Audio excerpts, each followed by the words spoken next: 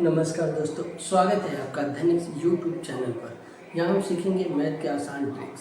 तो अभी हाल ही के एग्जाम में एनटीपीसी में जैसे प्रश्न आ रहे हैं वो प्रश्न आपको देखने को मिलेगा, सिर्फ इसमें डेटा का हेरफेर रहेगा। तो चलिए शुरू करते हैं। पहला प्रश्न है, एक घड़ी का अंकित मूल्य 3200 रुपया है। इसे दो क्रमिक बट्टों के साथ 2448 रुपये में बेचा जाता है। यदि पहला बट्टा 10% हो तो दूसरा बट्टा कितना है। दोस्तों, कोई वस्तु है जिसका अंकित मूल्य 3200 रुपया है, इसको दो बट्टों के साथ बेचा जाता है। पहला बट्टा 10% है तो दूसरा बट्टा हमको याद करना है। तो चलिए शुरू कर लेते हैं। अंकित मूल्य है 3200 रुपया, इस पर पहला बट्टा है 10%, तो 90% पर बेचेंगे। दूसरा बट्टा पूछा है तो हम नहीं जानते, तो इसको 100 प्लस माइनस x बटे 100 लिख देंगे, बराबर छूट के बाद 2448 रुपये में बेचा जाता है। 2448 रुपया। चलिए अब काटते हैं इसको। 00 से 00 कट गया, और काटेंगे। 10 से 10 कट गया। अब इसको काटेंगे।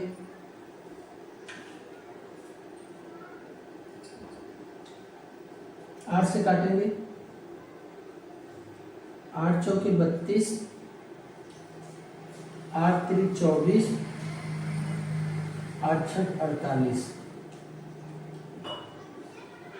ठीक है। अब फिर इसको काटेंगे।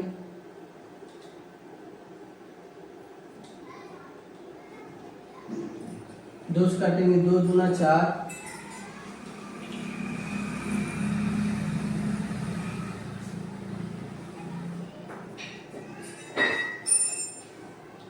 2 से इसको काटेंगे।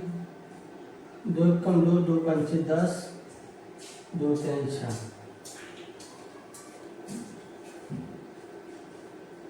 अब इसको भी 2 से काटेंगे।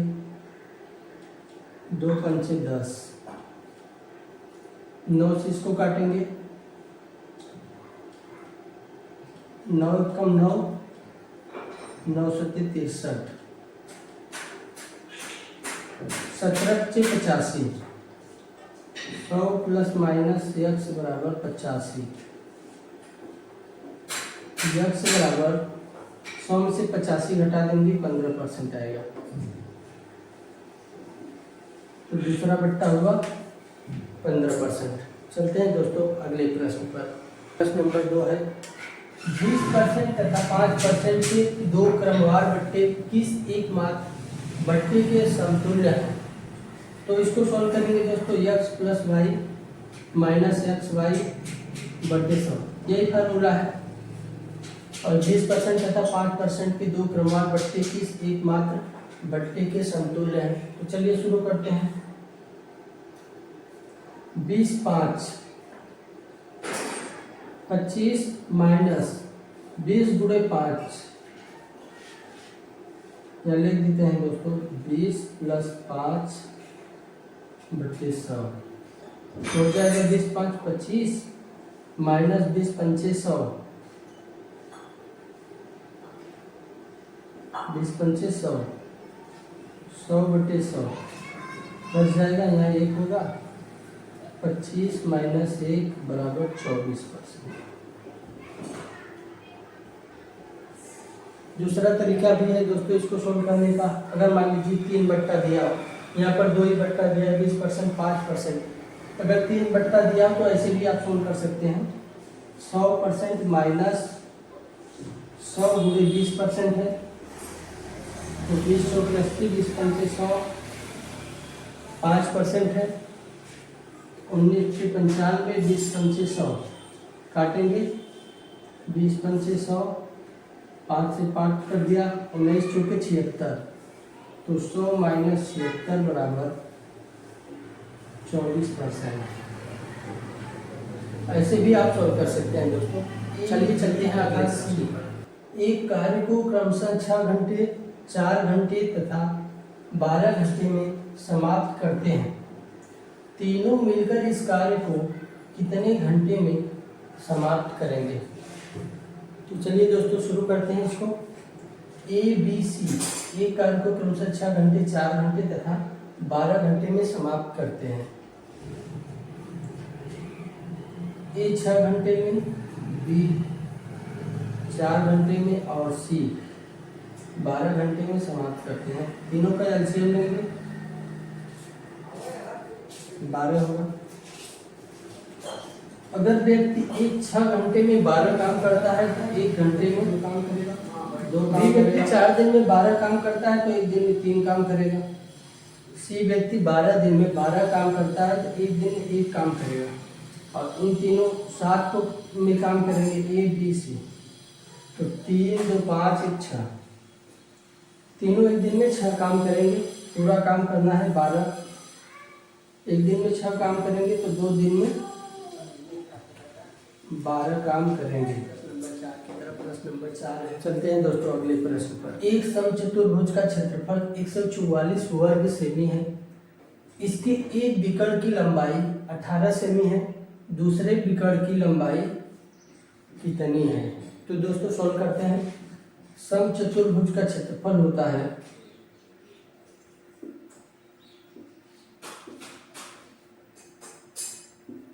1/2 D1 गुणे D2। ये विकर्ण है, ठीक है। क्षेत्रफल दिया है 144 वर्ग सेमी, 1/2 D1 दिया है 18 सेमी है, D2 निकालना है। भाग देंगे, 2 9 18, 9 से काटेंगे, 9 1 9, 9 6 14, यानी D2 बराबर 16 सेमी। प्रश्न नंबर 5 है।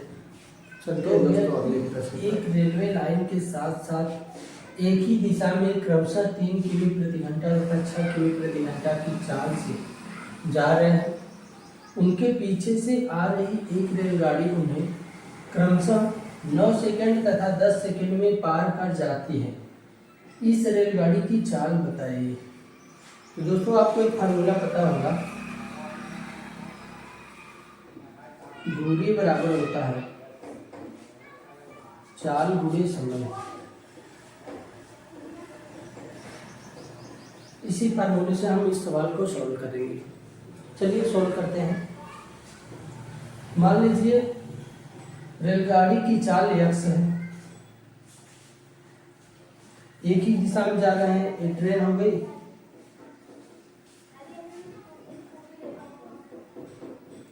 और ये 2 व्यक्ति हो गए।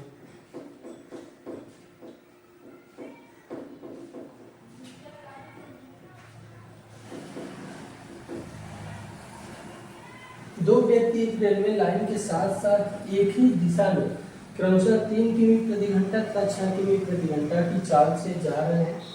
उनके पीछे से आ रही एक रेलगाड़ी उन्हें क्रमशः 9 सेकंड तथा 10 सेकंड में पार कर जाती है। तो उस रेलगाड़ी की चाल बताइए। मान लीजिए रेलगाड़ी की चाल x है, एक ही दिशा में जा रही है तो चाल माइनस होगा।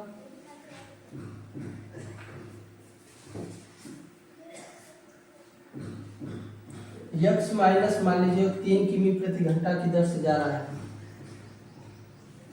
और समय लग रहा है पहले को 9 सेकंड। तो देखिए होगा चाल गुणे समय। चाल गुणे समय बराबर क्या होगा? दूरी। दूसरा भी लिखते हैं, रेलगाड़ी की चाल x किमी प्रति घंटा माइनस दूसरे व्यक्ति की चाल 6 किमी प्रति घंटा और समय लग रहा है 10 सेकंड। तो दूरी बराबर चाल गुणे समय। ये चाल हो गया, ये समय हो गया। चाल गुणे समय, ये किमी प्रति घंटा है, 5/18 से गुणा करेंगे, मीटर पर सेकंड में बदल जाएगा। इसको भी 5/18 से गुणा करेंगे, मीटर पर सेकंड में बदल जाएगा। ये 5/18 5/18 से कट जाएगा। इसको काटते हैं, नहीं कटेगा तो आपस में गुणा करेंगे। 9x minus 9 3 27, 10x minus 10 36 60, 9x 10x में से घटेगा x बचेगा, 60 में से 27 घटेगा बचेगा 33 किमी प्रति घंटा। ये है रेलगाड़ी की चाल। चलते हैं दोस्तों अगले प्रश्न। 24 मीटर लंबी, 8 मीटर ऊंची तथा 60 सेमी चौड़ी दीवार बनाने के लिए 24 सेमी लंबी, 12 सेमी चौड़ी तथा 8 सेमी ऊंची कितनी ईंटें लगेगी, जबकि दीवार के कुल आयतन का 10% भाग सीमेंट तथा रेत के मिश्रण से बना हो। चलिए दोस्तों सॉल्व करते हैं। ये सब मीटर में दिया है, हम इस सबको सेमी में बदलेंगे, ठीक है। तो 24 मीटर लंबी, 8 मीटर ऊंची तथा 60 सेमी चौड़ी दीवार बनाने के लिए 24 सेमी लंबी, 12 सेमी चौड़ी तथा 8 सेमी ऊंची कितनी ईंटें लगेगी, जबकि दीवार के कुल आयतन का 10% भाग सीमेंट तथा रेत के मिश्रण से बना हो। सबसे पहले दीवार का आयतन निकालेंगे।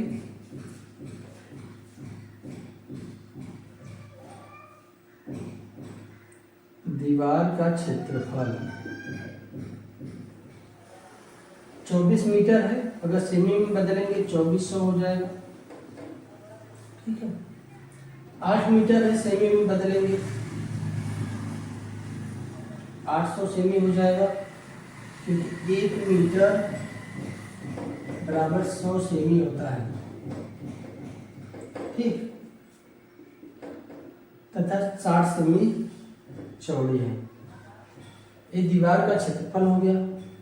और इसमें कहा है कि दीवार के कुल आयतन का 10% भाग सीमेंट से, यहाँ 90% भाग जो होगा वो ईंट से बना होगा। दीवार का क्षेत्रफल हो गया, ईंट का क्षेत्रफल भाग दे देंगे, ईंटों की संख्या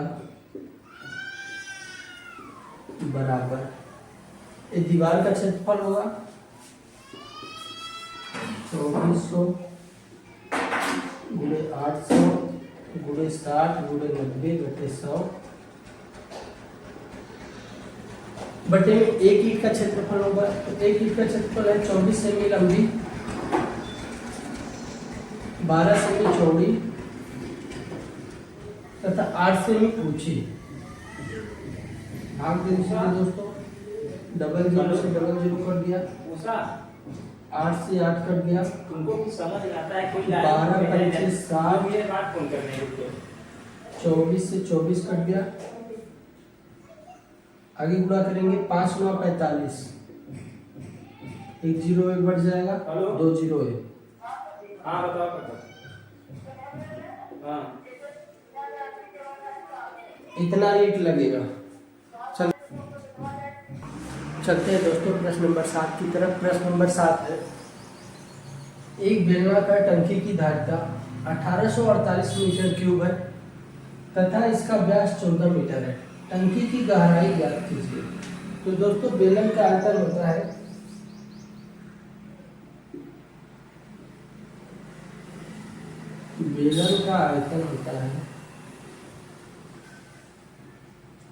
पाई आर स्क्वायर एच। पाई का मान होता है 22/7 आर स्क्वायर। यहाँ व्यास दिया है 14 मीटर, तो आर बराबर होगा 7 मीटर। 7 गुणे 7 गुणे एच बराबर दिया है 1848। काटेंगे 7 से 7 कट गया, फिर 7 से काटेंगे, 7 दूना 14 44 हो गया, 7 6 42 7 चौके 28, फिर 11 से काटेंगे, 11 दूना 22 11 दूना 22 11 चौक 44, 2 से काटेंगे 12 वाला, तो यह बराबर 12 मीटर। टंकी की गहराई ज्ञात कीजिए 12। 1 रुपए की 12 टॉफी बेचने पर एक व्यक्ति को 20% हानि होती है। इस पर 20% लाभ कमाने हैं तो 1 रुपए की कितनी टॉफी बेची जानी चाहिए। दोस्तों बहुत ही इजी तरह से सॉल्व करेंगे। 20% की हानि होती है तो 80% में बेची जाती है। 1 रुपए की 12 टापी। ठीक है, हमें इस पर 20% लाभ कमाने हैं तो 1 रुपये की कितनी टापी बेची जानी चाहिए, यानी 120% पे बेचना है। 80% बराबर 1/12, तो 120% निकालना है। 80% बराबर 1/12 गुणे 120 निकालना है। काटेंगे, 0 0 कट गया, 12 से 12 कट गया, 1/8। 1 रुपये में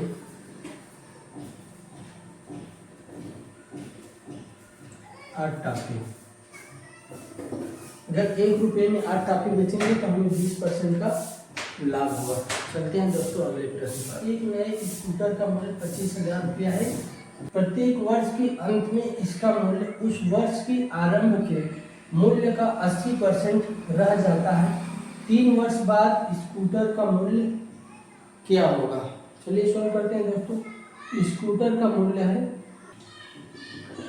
चलिए दोस्तों, एक नए स्कूटर का मूल्य 25,000 रुपया है और हर उस वर्ष के आरंभ के मूल्य का 80% रह जाता है। 80% का मतलब होता है 80% का मतलब होता है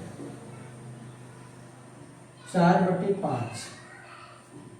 ठीक है, तो इसका पहले वर्ष 4/5 हो जाता है, फिर दूसरे वर्ष 4/5, फिर तीसरे वर्ष 4/5।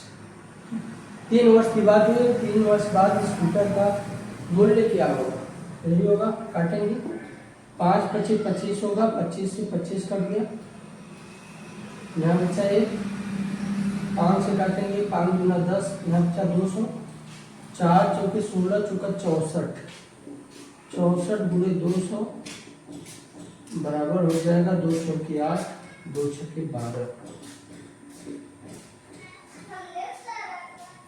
12,800 रुपया। तो 3 वर्ष बाद स्कूटर का मूल्य क्या होगा? 12,800 रुपया। चलते हैं दोस्तों अगले प्रश्न पर। चक्रवृद्धि ब्याज पर जमा की गई 12,000 रुपये की धनराशि 5 वर्ष में दोगुनी हो जाती है। 20 वर्ष बाद यह कितनी गुनी हो जाएगी? दोस्तों दुगनी का मतलब होता है 1 से बढ़कर 2 होना। 1 बढ़ गया, 2 गुनी हो गई। समझते हैं दोस्तों, 2 की पावर 1 हो रहा है 5 वर्ष में। 5 वर्ष में दुगनी हो रही है, 2 की पावर 1 5 वर्ष में हो रहा है, तो 2 की पावर कितनी गुना होगा? 20 वर्ष में। दोस्तों इसका है 4 गुना, इसका भी 4 गुना होगा, तो 2 की पावर 4। 2 की पावर 1 5 वर्ष में, तो 2 की पावर 4 20 वर्ष में होगा। 2 की पावर 4 का मतलब होता है 1 × 2 × 2 × 2, 2 दूनी 4 दूनी 8 दूनी 16 गुनी, 16 गुनी हो जाएगी।